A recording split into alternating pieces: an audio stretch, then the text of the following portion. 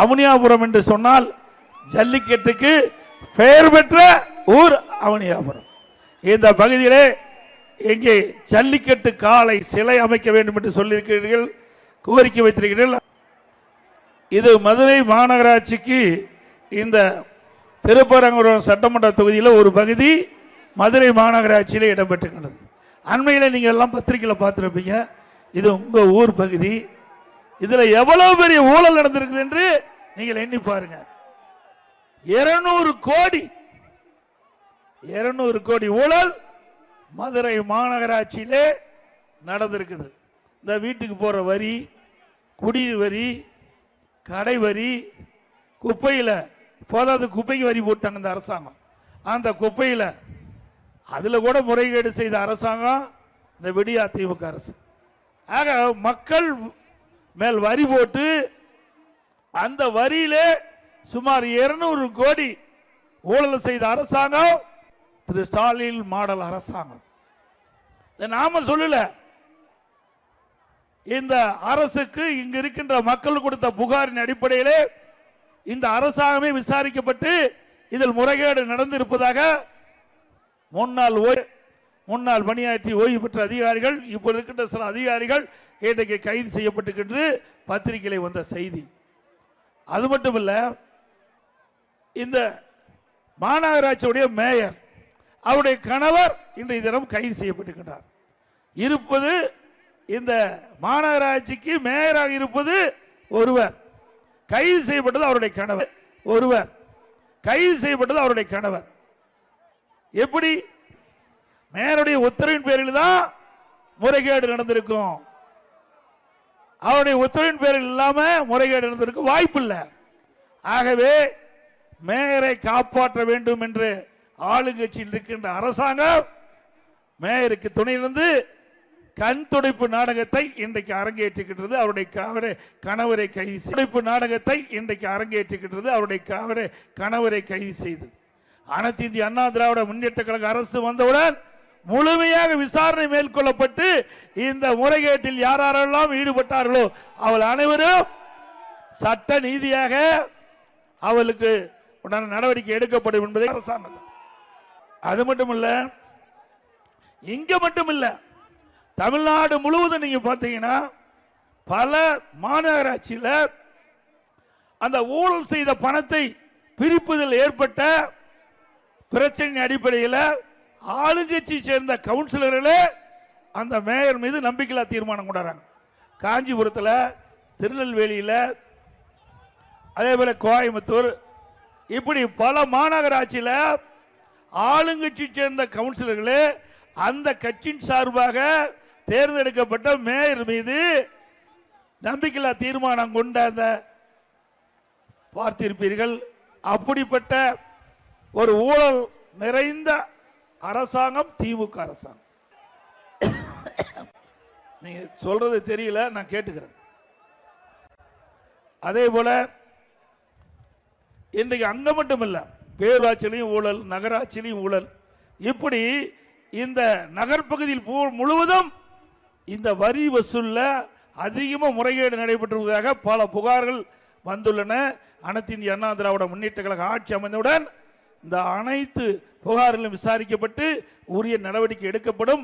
மக்களிடத்திலிருந்து வரி வசூல் செய்யப்பட்டதை எந்த விதத்திலும் முறைகேடில் பயன்படுத்தப்பட்டிருந்தால் உரிய நடவடிக்கை எடுக்கப்படும். அதோட இந்த அரசாங்கம் செயலிழந்த அரசாங்கம் என்பதற்கு பல உதாரணம் இருக்குது. இப்போ நடைபெற்றுக் கொண்டிருக்கின்ற ஒரு நிகழ்வு, இன்றைக்கு தமிழகத்தில் சட்ட ஒழுங்கு பாதுகாக்கக்கூடிய டிஜிபி 31ஆம் தேதி ஓய்வு பெற்று விட்டார்.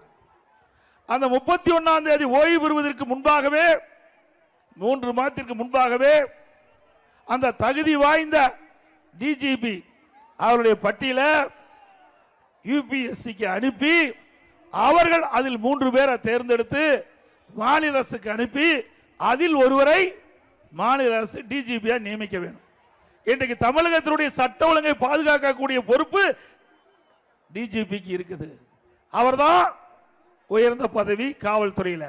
அந்த பதவி கூட உரிய நேரத்தில் நியமிக்க முடியாத ஒரு கைலாகாத அரசாங்கம் திமுக அரசாங்கம். நீங்க பாத்தீங்கன்னா நேற்றைய தினம் இன்னைக்கு புதிதாக ஒரு டிஜிபி பதவி ஏற்றிருக்கின்றார். அந்த தகுதியின் அடிப்படையில் அவர்கள் நியமிக்கவில்லை.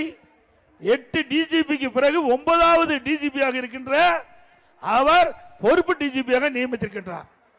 ஏற்கனவே தமிழகத்தில் சட்ட ஒழுங்கு சந்தி சிரித்துக் கொண்டிருக்கின்றது. தமிழகத்திலே மக்களுக்கு பாதுகாப்பு கிடையாது. இன்றைக்கு சிறுமி முதல் முதியோர் வரை பாதுகாப்பு இல்லாத ஒரு சூழ்நிலை நிலவிக் கொண்டிருக்கின்றது. குறித்த காலத்தில் இந்த டிஜிபி நியமிக்கப்பட வேண்டும். இந்த டிஜிபி ஓய்வு பெறுகின்ற நாள் இந்த அரசுக்கு தெரியும். அப்படி இருந்தும் இந்த அரசு வேண்டும் என்ற திட்டமிட்டு தங்களுக்கு வேண்டியப்பட்டவர்களை நியமிக்க வேண்டும் என்ற ஒரே காரணத்திற்காக அவர்கள் இந்த டிஜிபி நியமனத்திலே சரியாக நடந்து கொள்ளவில்லை. அதனால நேற்றைய தினம் பொறுப்பு டிஜிபி பதவி ஏற்கின்ற பொழுது இதற்கு முன்பு இருக்கின்ற 8 டிஜிபிகள் அந்த நிகழ்ச்சியிலே பங்கு பெறவில்லை. அந்த 8 டிஜிபியின் கீழ் தான் தமிழகத்தில் பல துறைகள் அவள் நிர்வகித்து வருகிறார்கள். ஒவ்வொரு டிஜிபிக்கும் ஒரு பகுதி பிரிச்சு கொடுத்துருக்காங்க. பொருளாதார குற்றப்பிரிவுனா அதுக்கு ஒரு டிஜிபி, அதே போல தீயணைப்புனா அதுக்கு ஒரு டிஜிபி. இப்படி 8 டிஜிபிகள் இந்த நிகழ்ச்சியிலே பங்கு பெறவில்லை என்றால் இந்த அரசாங்கம் எப்படி நடக்கும்? எப்படி மக்களுக்கு பாதுகாப்பு கொடுக்க முடியும்? ஆக காவல்துறையிலேயே ஒரு சரிவு ஏற்பட்டிருக்கின்றது. இப்படிப்பட்ட அரசாங்கம் தொடர வேண்டுமா? சொல்லுங்க. இன்றைக்கு ராணுவம் நாட்டை காக்குது, காவல்துறை மக்களை பாதுகாக்கின்றது. மக்களை பாதுகாக்கக்கூடிய உயர்ந்த டிஜிபியும் யூபிஎஸ்சிக்கு அனுப்பி மத்திய அரசு அதை பெற்று முறையாக தகுதி வாய்ந்த டிஜிபி நியமிக்க வேண்டும் என்று தெரிவித்தும் கூட இந்த விடியா திமுக அரசாங்கம் அதற்கு உண்டான நடவடிக்கை எடுக்கவில்லை என்பதை நாட்டு மக்கள் உணர வேண்டும். இப்போ ஸ்டாலின் வெளிநாடு போயிருக்கிறார். நல்ல வேலைக்கு சைக்கிள் ஓட்டா இருந்தா சரி. இங்கிருந்து சைக்கிள் ஓட்டுறது தமிழ்நாட்டிலிருந்து சைக்கிள் ஓட்டுறது தமிழ்நாட்டிலிருந்து வெளிநாட்டுக்கு போய் சைக்கிள். இந்தியாவில் பல முதலமைச்சர் வெளிநாட்டுக்கு போறாங்க, அங்க போய் தொழில் முதலீட்டு ஈர்ப்பதற்காக போறாங்க. ஆனா தமிழ்நாடு முதலமைச்சர் வெளிநாட்டுக்கு போய் சைக்கிள் ஓட்டிட்டு இருக்கார். அந்த காட்சியை கடந்த காலத்தில் பார்த்தோம். நான் அறிக்கையாக கூட விட்டேன். இந்த முறையாவது தொழில் முதலீட்டு ஈர்ப்பதாக சொல்லி கொண்டு வெளிநாடு சென்றிருக்கிறீங்க, இப்பொழுதாவது தொழில் நடைமுறைக்கு வரல. ஏற்கனவே அனைத்து இந்திய அண்ணா திராவிட முன்னேற்ற கழக அரசு பொழுது இதே புரட்சி தலைவி அம்மா தமிழகத்துடைய முதலமைச்சராக பொறுப்பேற்ற காலகட்டத்தில் தமிழகத்தில் தொழில் முதலீட்டு ஈர்க்கப்பட்டு 98 புரிந்துணர்வு ஒப்பந்தங்கள் போடப்பட்டு பல புரிந்துணர்வு ஒப்பந்தங்கள் இன்றைக்கு நடைமுறைக்கு வந்துவிட்டது. அந்த தொழிற்சாலைகளும் திறக்கப்பட்டு வேலைவாய்ப்பு கொடுக்கப்பட்டிருக்கின்றன. இதனால் தமிழகத்திலே பொருளாதாரம் ஏற்றம் பெற்றிருக்கின்றது. அம்மா வழியில் வந்த அம்மாவுடைய அரசாங்கம் 2019 ஜனவரி மாதம் தொழில் முதலீட்டு மாநாட்டை தமிழகத்தில் நடத்தி 3,05,000 கோடி தொழில் முதலீட்டு ஈர்க்கப்பட்டு 304 புரிந்துணர்வு ஒப்பந்தங்கள் போடப்பட்டு பல புரிந்துணர்வு ஒப்பந்தங்கள் நடைமுறைக்கு வந்து தொழிற்சாலை கட்டப்பட்டு இளைஞர்களுக்கு வேலைவாய்ப்பை உருவாக்கி தந்த அரசாங்கம் அண்ணா திமுக அரசாங்கம். இதுவரை திராவிட முன்னேற்ற கழகத்தில் வெள்ளை அறிக்கை கேட்கிறோம். எப்பொழுது பார்த்தாலும் இருக்கிற நம்முடைய தொழில்துறை மந்திரி சொல்றார், பல லட்சம் கோடிக்கு தொழில் முதலீட்டு ஈர்க்கப்பட்டது, பல நூறு தொழில் நிறுவனங்கள் தமிழகத்தில் வர இருக்கின்றன, பல நூறு புரிந்துணர்வு ஒப்பந்தங்கள் போடப்பட்டது என்று பத்திரிகையில் தான் செய்தி வருது, ஊடகத்தில் செய்தி வருது. வெள்ளை அறிக்கை கொடுங்க, மக்கள் கேட்கிறாங்க. மக்களை ஏமாற்றாதீங்க. எவ்வளவு தொழில் முதலீட்டு ஈர்த்தீர்கள், என்னென்ன தொழில் வருகிறது, எவ்வளவு புரிந்துணர்வு ஒப்பந்தம் போட்டீங்க, அந்த புரிந்துணர்வு ஒப்பந்தத்துடைய நிலைமை என்ன, எத்தனை தொழிற்சாலைகள் இந்த அரசு வந்த பிறகு பயன்பாட்டுக்கு வந்திருக்கு என்ற செய்தியெல்லாம் மக்கள் தெரிந்து கொள்ள வேண்டும். வெள்ளை அறிக்கை கேட்டா இதுவரைக்கும் வெளியிடவே இல்லை. மீறி கேட்டா திரு ராஜா அவர்கள், தொழில்துறை மந்திரி ராஜா அவர்கள் பேசுறாரு, எடப்பாடி பழனிசாமி வெளிநாட்டில் போய் ஸ்பூன்ல சாப்பிட்டதே பெருசா நினைக்கிறேன்னு சொல்றாரு. நான் போய் வெளிநாடு போய் ஸ்பூன்ல சாப்பிட்டது பெருசா நினைக்கிறேன். ஆமாம், நான்லாம் ஸ்பூன்ல சாப்பிட்டது பெருசு தான். நான் விவசாய குடும்பத்தில் பிறந்தவன், சாதாரண குடும்பத்தில் பிறந்தவன், கையில் சாப்பிட்டு தான் பழக்கம். உங்களை போல உங்க அப்பா மத்திய மந்திரியா இருந்தாரு, நீ செல்வ செழிப்பில் வந்தீங்க, நீங்க தங்க ஸ்பூன்ல சாப்பிடலாம், வெள்ளி பிளேட்ல சாப்பிடலாம். உங்களுடைய தலைவர் திரு முதலமைச்சர் ஸ்டாலின் அவருடைய அப்பா முதலமைச்சர் இருந்தாரு, செல்வ செழிப்பில் இருந்தாரு, அவர் தங்க ஸ்பூன்ல சாப்பிடலாம், இன்னைக்கு வெள்ளி தட்டில் சாப்பிடலாம். இங்கே இருக்கின்ற மக்களோடு மக்களாக வாழ்ந்துக்கிறோம். நாங்களும் ஊரில் சாப்பிட முடியாதப்பா, கையில் தான் சாப்பிட முடியும். ஏழை மக்களை சிந்திக்க வேண்டும், ஏழை மக்களை சிந்திக்க வேண்டும்.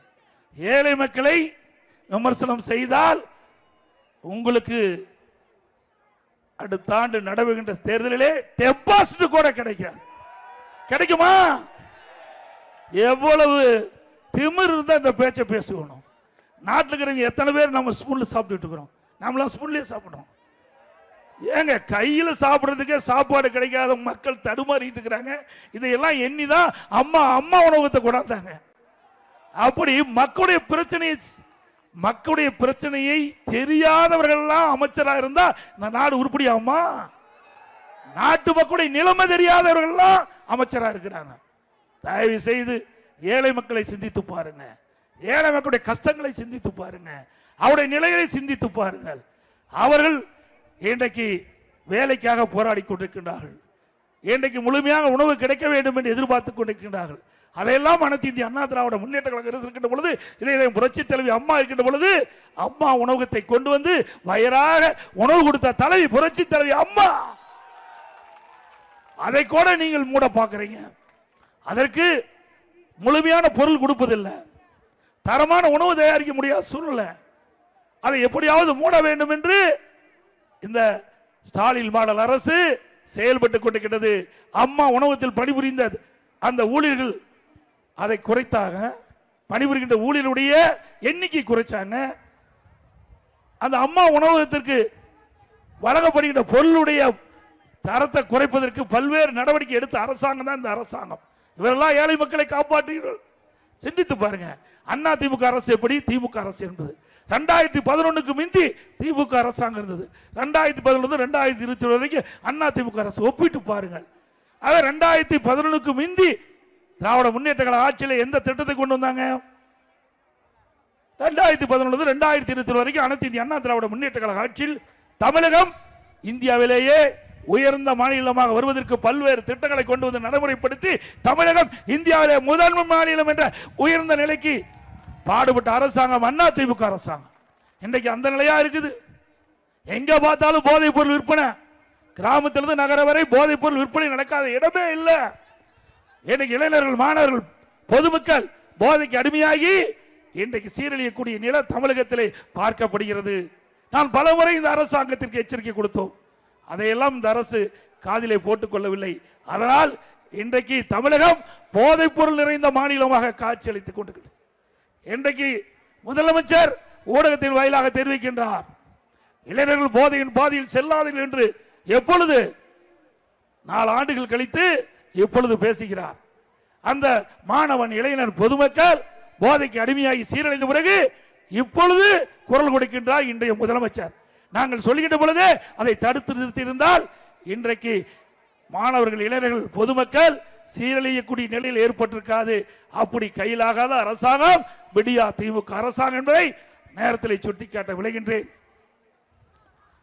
அது மட்டுமல்ல, இன்றைக்கு எல்லா வகையிலும் ஊழல் நடக்காத துறையே இல்லை.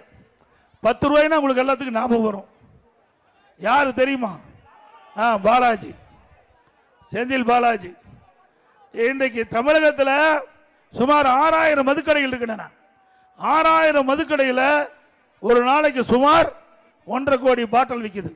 ஒரு பாட்டிலுக்கு 10 ரூபா அதிகம் கொடுத்து வாங்க வேண்டிய சூழ்நிலையில் மக்கள் இருக்கிறாங்க.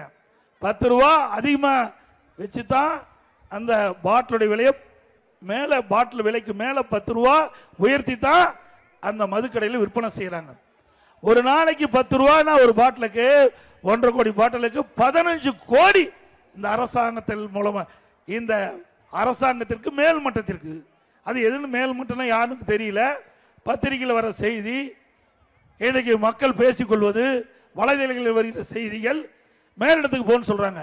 ஒரு நாளைக்கு 15 கோடி இந்த ஒரு பாட்டிலுக்கு 10 ரூபா அதிகமா வச்சு விற்பனை செய்வதனால மாசத்துக்கு 450 கோடி, வருஷத்துக்கு 5400 கோடி, 4 ஆண்டுல 22,000 கோடி இந்த ஒரு பாட்டிலுக்கு 10 ரூபா அதிகமா வச்சு விற்பனை செஞ்சாவே கிட்டத்தட்ட ஒரு வருடத்திற்கு 4 வருடத்தில் 22,000 கோடி ஊழல் செய்த அரசாங்கம் திமுக அரசாங்கம். இந்த அரசாங்கம் தொடர வேண்டுமா? அண்ணா திமுக ஆட்சிக்கு வந்த பிறகு இதையெல்லாம் விசாரித்து இதில் யாரெல்லாம் தவறு செய்தார்களோ அவர்கள் மீதெல்லாம் உரிய நடவடிக்கை எடுக்கப்படும் சட்ட நீதியாக. இந்த விடியா திமுக அரசு வந்த பிறகு இன்றைக்கு வீட்டு வரி 100% உயர்த்திட்டாங்க. மாநகராட்சியில் கடவரி 150% உயர்த்திட்டாங்க. அதோட குடிநீர் வரி உயர்த்தப்பட்டு விட்டது. இன்னைக்கு குப்பைக்கு வரி போட்டாங்க. குப்பைக்கு கூட வரி போடுகிற அரசாங்கம் இந்த விடியா திமுக அரசாங்கம். அது மட்டும் இல்ல, மின் கட்டணம் இன்றைக்கு 52% உயர்த்திட்டாங்க. வருஷம் 5% உயர்வு, 3 ஆண்டுல 15% உயர்வு, 67% மின் கட்டணம் உயர்ந்திருக்குது. அதோட கடைக்கு இன்றைக்கு இரவு நேரத்தில் கூடுதலாக கட்டணம் செலுத்த வேணும். இன்றைக்கு அப்படிப்பட்ட ஒரு நிலைமை. அதோட திராவிட முன்னேற்ற கழக ஆட்சியில் விலைவாசி விண்ணை முட்டுகின்ற அளவுக்கு உயர்ந்து போச்சு. இன்னைக்கு அரிசி விலை பாருங்க, அண்ணா திமுக ஆட்சியில் பாருங்க 2021 மிந்தி அதுக்கு பிறகு பாருங்க ஒரு கிலோவுக்கு சுமார் 20 ரூபாய் உயர்ந்திருக்குது. பருப்பு விலை உயரும், எண்ணெய் விலை உயர்வு. ஆனால் பொதுமக்களுக்கு கிடைக்க வேண்டிய வேலைவாய்ப்பு குறைவு, வருமானம் குறைவு, செலவு அதிகம். இதனால சாதாரண குடும்பத்தில் இருக்கின்ற பொதுமக்கள்லாம் கடுமையாக பாதிக்கப்பட்டுட்டாங்க. இதற்கெல்லாம் இந்த அரசு உரிய நடவடிக்கையை எடுக்கவில்லை. அனைத்து இந்திய அண்ணா திராவிட முன்னேற்ற கழக அரசு இருக்கின்ற பொழுது எப்பொழுதெல்லாம் விலைவாசி உயர்கிறதோ அப்பொழுதெல்லாம் அந்த விலைவாசி கட்டுப்படுத்துவதற்காக விலை கட்டுப்பாட்டு நிதி என்ற ஒரு நிதியை ஒதுக்கி அதுக்காக 100 கோடி ஒதுக்கி கூட்டுறவுத்துறை மூலமாக எந்த மாநிலத்தில் விலை குறைவாக இருக்கிறதோ அந்த மாநிலத்துக்கு சென்று அந்த உணவுப் பொருளை வாங்கி தமிழகத்துக்கு கொண்டு வந்து கூட்டுறவுத்துறையின் மூலமாக அதை விற்பனை செய்து விலை ஏற்றத்தை தடுத்த அரசாங்கம் அண்ணா திமுக அரசாங்கம். ஏழைகளை பாதுகாத்த அரசு அண்ணா திமுக அரசாங்கம். இன்னைக்கு அந்த விலைவாசி கட்டுப்படுத்த அந்த அரசு தவறிவிட்டது. ஆனால் எப்பொழுது பார்த்தாலும் இன்றைய முதலமைச்சர் குடும்பத்தை பற்றி தான் சிந்திப்பார். குடும்பத்தில் இருக்கின்றவருக்கு யாருக்கு அதிகாரமாக கொடுக்க வேண்டும், குடும்பத்தில் இருக்கின்றவருக்கு என்ன கட்சியில பதவி கொடுக்க வேண்டும், இதுதான் இன்றைய முதலமைச்சருடைய சிந்தனை. நாட்டு மக்களை பற்றி கவலைப்படாத முதலமைச்சர் இன்றைய முதலமைச்சர் ஸ்டாலின் என்பதை நாம் உணர வேண்டும். சிந்திச்சு பாருங்க. ஆட்சி பொறுப்பேற்று 4 ஆண்டு நிறைவு பெற்று விட்டது. கிட்டத்தட்ட 51 மாத காலம் நிறைவு பெற்று விட்டது. இந்த 51 மாத காலத்தில் திராவிட முன்னேற்ற கழக ஆட்சியில் விலை குறைப்பதற்கு நடவடிக்கை எடுத்தாங்களா? இல்ல. எடுத்தாங்களா? அது மட்டுமல்ல, கொரோனா காலம், இந்த கொரோனா காலத்தில் கூட விலைவாசி உயரமா பார்த்துக்கிட்டோம். புயல் விலைவாசி உயரல. அதோட அண்ணா திமுக ஆட்சியில் கடுமையான வறட்சி இருந்தது. அந்த வறட்சியான காலத்தில் கூட விலைவாசி உயராம இன்னைக்கு மக்களை பாதுகாத்த அரசாங்கம் அண்ணா திமுக அரசாங்கம். எப்பொழுது பார்த்தாலும் மக்களுடைய சிந்தனை ஏழை எளிய ஒடுக்கப்பட்ட நசுக்கப்பட்ட தாழ்த்தப்பட்ட மக்கள் எந்த விதத்திலும் அண்ணா திமுக ஆட்சியில் பாதிக்க கூடாது என்ற அடிப்படையிலே அண்ணா திமுக அரசு செயல்பட்டது. பொன்மனச்செம்மல் புரட்சி தலைவர் எம்ஜிஆர், இதே புரட்சி தலைவர் அம்மா, இருவரும் தலைவர்கள் ஏழைகளை நேசித்தார்கள். ஏழைகளுக்காக தொடங்கப்பட்ட கட்சி அண்ணா திமுக கட்சி. அந்த மக்களுக்கு எப்பொழுதெல்லாம் துன்பம் ஏற்படுகிறதோ அப்பொழுதெல்லாம் அந்த துன்பத்தில் இருந்து மக்களை விடுபட்டு மக்களுக்கு தேவையான திட்டங்களை கொண்டு வந்து அந்த மக்கள் மகிழ்ச்சியோடு வாழ வேண்டும் என்று ஆட்சி அரசாங்கம் அண்ணா திமுக அரசாங்கம். இன்றைக்கு தமிழகத்தில் சட்ட ஒழுங்கு அடியோடு சீர்கட்டு விட்டது. எங்கே பார்த்தாலும் கொலை, கொள்ள, திருட்டு, வழிப்பறிவு நடக்காத நாளே இல்லை. இன்றைக்கு தொலைக்காட்சி திறந்தாலும் சரி, பத்திரிகை திறந்தாலும் இந்த செய்தி தான் பிரதான செய்தியா இருக்குது. இன்றைக்கு அண்ணா திமுக ஆட்சியெல்லாம் இன்றைக்கு தொலைக்காட்சியும் சரி பத்திரிகையும் சரி தங்கம் என்ன விலை, வெள்ளி என்ன விலைன்னு தான் வரும். இப்ப கொலை நிலவரம் என்னன்னு தான் வருது பத்திரிகை ஊடகத்தில். அப்படிப்பட்ட அவல ஆட்சி இன்றைக்கு தமிழகத்திலே நடைபெற்றுக் கொண்டிருக்கிறது என்பதை நேரத்தில் சுட்டிக்காட்டி, இப்போ உங்களுடன் ஸ்டாலின் அப்படின்னு ஒரு விளம்பரத்தால் அடிச்சு வீடு வீடா அதிகாரிகள் வருவாங்க. வந்தாங்களா? வந்தாங்களாங்க? என்ன இதுல 46 பிரச்சனை இருக்குதான். அவரே அடிச்சு கொடுத்துட்டார். திரு ஸ்டாலின் அவர்கள் 4 ஆண்டு காலத்தில் 46 பிரச்சனை கண்டுபிடிச்சதுதான் இந்த அரசாங்கத்தினுடைய சாதனை.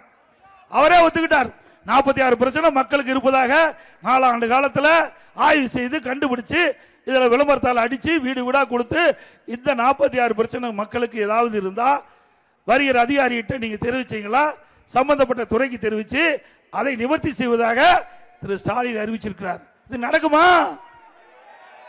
4 ஆண்டு கும்பகரன் போல தூங்கிட்டு அடுத்த ஆண்டு சட்டமன்ற பொதுத் தேர்தல் வருது. அந்த சட்டமன்ற பொதுத் தேர்தலில் மக்களுடைய வாக்குகளை பெற வேண்டும் என்ற ஒரே அடிப்படையில் இப்படிப்பட்ட தந்திரமா மக்களை ஏமாற்றி மக்களுடைய வாக்குகளை பெறுவதற்காக திரு ஸ்டாலின் மாடல் அரசு இந்த ஒரு பெரிய நாடகத்தை அரங்கேற்று என்பதை நாம் எண்ணி பார்க்க வேண்டும். அதோட உங்களுடன் ஸ்டாலின் வாங்கின மனு நேற்றைய பேப்பரில் பார்த்திருப்பீங்க, தொலைக்காட்சியில் பார்த்திருப்பீங்க. திருப்புவனம், சிவகங்கை மாவட்டம் திருப்புவனத்தில் ஆற்றில் அந்த மனுலாம் வீசி எறியப்பட்டது. இவருடைய மனுலாம் எந்த அளவுக்கு மதிக்கிறான்னு பாருங்க. மக்களுடைய மனுக்களை ஆற்றுல விசிறி எறியப்பட்டு இன்றைக்கு அது தொலைக்காட்சியிலையும் பத்திரிகையிலும் வெளிவந்த செய்தி. இவரெல்லாம் மக்களை காப்பாற்ற போறாங்க. காப்பாற்றுவாங்களா? அதே போல கொரோனா காலத்தில் ஓராண்டு வேலை இல்லாமல் இருந்தாங்க மக்கள். ஏழை மக்கள் பாதிக்கக்கூடாது என்பதற்காக ரேஷன் கடையில் விலையில அரிசி, விலையில சர்க்கரை, விலையில எண்ணெய் கொடுத்த ஒரே அரசாங்கம் அண்ணா திமுக அரசாங்கம். அதே நேரத்தில் பள்ளிகள் மூடப்பட்டது, கல்லூரியில் மூடப்பட்டன. மாணவர் மன உளைச்சல் இருந்தாங்க. ஓராண்டு வீணாகி விட்டதே என்று மன கவலையில் இருந்தாங்க. கல்லூரியில் படித்த மாணவர்களுக்கு ஆன்லைனில் வகுப்பு, அதே போல ஆன்லைனில் தேர்வு. நல்லா படித்து பட்ட படிப்பில் நிறைய பேர் பல ஆண்டுகளாக டிகிரி வாங்காம இருந்தாங்க, டிகிரி வாங்கினாங்க. பட்ட படிப்பு பிடிச்சு பட்டம் பெற்றாங்க. மாணவர்கள் ஆல் பாஸ் போட்டு கொடுத்தோம்ல. இது அண்ணா திமுக அரசு இருக்கின்ற பொழுது மக்களுக்கு கிடைக்கப்பட்ட நன்மை, மாணவர்களுக்கு கிடைக்கப்பட்ட நன்மை, தொழிலாளர்களுக்கு கிடைக்கப்பட்ட நன்மை, ஏழை எளிய மக்களுக்கு கிடைக்கப்பட்ட நன்மை அண்ணா திமுக ஆட்சியில் தான் பார்க்க முடியும். அதே போல ஏழை எளிய மக்கள் நிறைந்த பகுதி, இந்த ஏழை எளிய மக்களுக்கு அற்புதமான கான்கிரீட் வீடு கட்டி கொடுக்கப்படும் அண்ணா திமுக ஆட்சி. வீடு இல்லாத மக்களுக்கு அண்ணா திமுக அரசு வந்தவுடன் அந்த வீட்டை வாங்கி அவர்களுக்கு அற்புதமான வீடு கட்டி கொடுக்கப்படும். தாழ்த்தப்பட்ட மக்களுக்கும் அந்த ஏழை மக்களுக்கு அற்புதமான கான்கிரீட் வீடு கட்டி கொடுக்கப்படும். அதே போல ஒவ்வொரு தீபாவளி பண்டிகை வருகின்ற பொழுதும் நம்முடைய தாய்மார்களுக்கும் பெண்களுக்கும் அற்புதமான சேலை வழங்கப்படும். அதிமுக ஆட்சி வந்தவருக்கு சேலை வழங்கப்படும் என்பதை இந்த நேரத்தில் தெரிவிக்க விரும்புகிறேன். அதே போல அனைத்து இந்திய அண்ணா திராவிட முன்னேற்ற கழகம் ஆட்சி அமைந்த பிறகு இந்த பகுதியில் விவசாய பிரிவு மக்கள் மல்லிகைப்பூ சாகுபடி அதிகமாக செய்கிறாங்க. ஒரு சில காலகட்டத்தில் அந்த மல்லிகைப்பூ வீழ்ச்சி அடைந்து வருகிறது. இதனால் விவசாயிகள் பாதிக்கப்படுறாங்க. அந்த வீழ்ச்சியிலிருந்து விவசாயிகளை காப்பாற்றுவதற்காக அனைத்து இந்திய அண்ணா திராவிட முன்னேற்ற கழக அரசு உங்களுடைய துணையோடு அடுத்த ஆண்டு அமைகின்ற பொழுது அந்த விவசாயியுடைய கோரிக்கை அடிப்படையில் அந்த மல்லிகை சென்ட் தொழிற்சாலை அமைக்கப்படும். இந்த பகுதியில், நம்முடைய பகுதியில் மக்களை காப்போம், தமிழகத்தை மீட்போம். மக்களை தமிழகத்தை மக்களை தமிழகத்தை மக்களை தமிழகத்தை பை பை ஸ்டாலின். நன்றி, வணக்கம்.